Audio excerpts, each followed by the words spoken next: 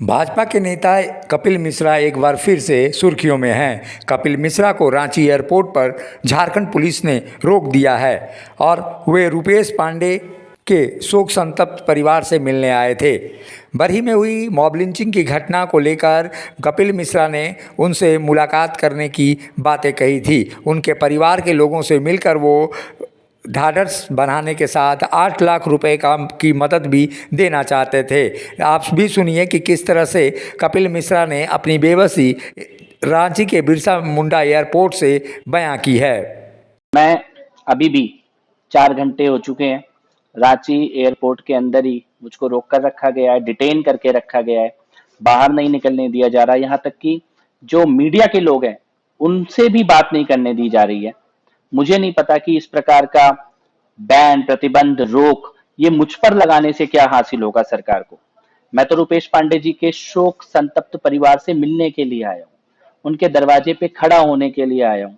माता और पिता से मिलना, परिवार से मिलना, ढाढ़स बंधाना, ये तो परंपरा है हमारी। शोक संतप्त परिवार से तो किसी को मिलने से रोका नहीं जाता, क्यों रोका जा रहा है? और मुझे मत रोकिए, अपराधियों को रोकिए, हत्यारों को रोकिए, तुष्टीकरण के आगे सरेंडर होती हुई सत्ता को रोकिए।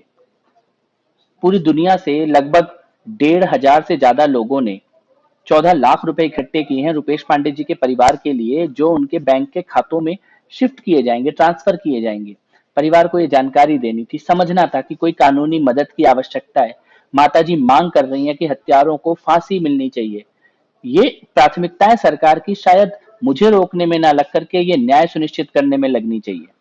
और मैं केवल इतना कहना चाहता हूं कि पूरा झारखंड देख रहा है, पूरा देश देख रहा है, रुपेश पांडे जी के साथ हम सब लोग मजबूती से खड़े हैं। न्याय सुनिश्चित करवा कर रहेंगे। और इस प्रकार से बंद करके, लोगों को मिलने से रोक के, इंटरनेट बंद करके इस प्रकार से ये मामला आप दबा लेंगे, ये गलतफहमी है आपकी।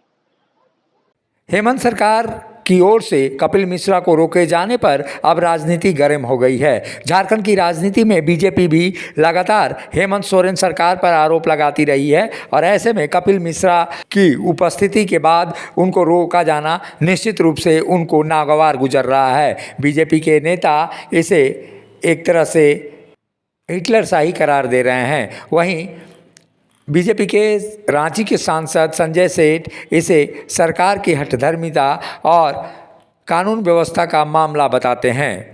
मेजर की हत्या हो गई, मॉब लिंचिंग हो गई, आपको मजाक लग रहा है? आपको राजनीति लग रही है?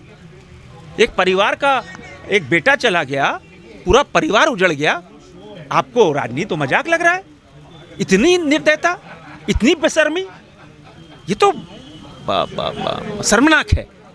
और जिस दिन हमको पता लगा उसी दिन हमने पार्लियामेंट में माननीय अध्यक्ष जी से परमिशन लेके हमने बात उठाई, तब देश में लोगों ने जाना।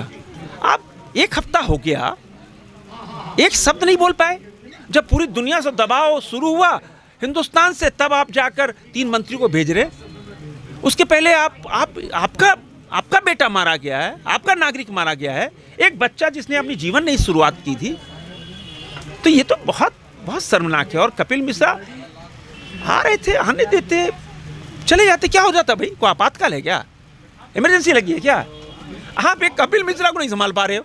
वो जाते, आप एस्कॉर्ट कर देते, वो मिलते, अपना 8 लाख या 18 लाख जो भी हो वो देना था, देते, वापिस हो जाते। आपने रोक दिया उनको। ये भाई संविधान में हमको लोकतंत्र का ये खूबसूरती है भाई, आप उसको दबा रहे हो। आवाज़ कैसे दबा सकते हो? और इसीलिए मैं गया था एयरपोर्ट, उनसे मिला, हमने कहा कि फिर दोबारा हम लोग प्लान करते हैं, हाँ हम लोग चलेंगे साथ में, वहाँ मिलेंगे और ढाढ़स बनाएंगे।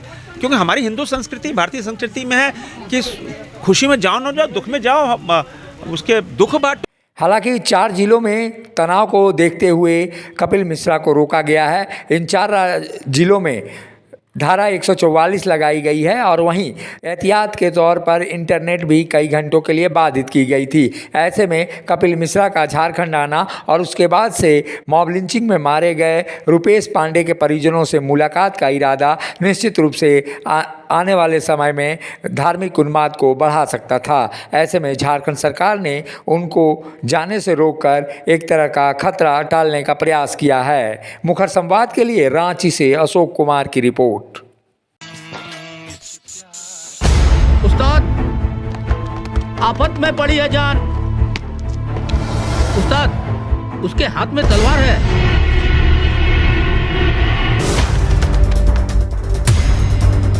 तलवार का मुकाबला पाइप से।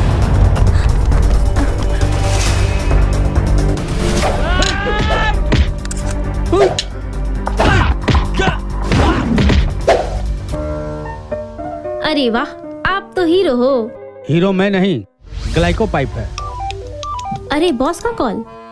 हेलो, आज का हेडलाइन क्या है? आज का हेडलाइन तो ग्लाइको पाइप है सर। ग्लाइको पाइप, हम चुकाते हैं एक एक बूंद की कीमत।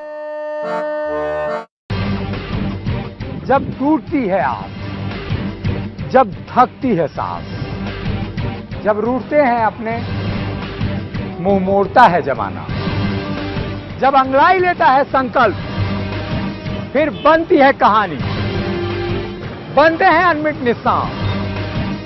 देखिए मेरे साथ संघर्ष की दास्तां।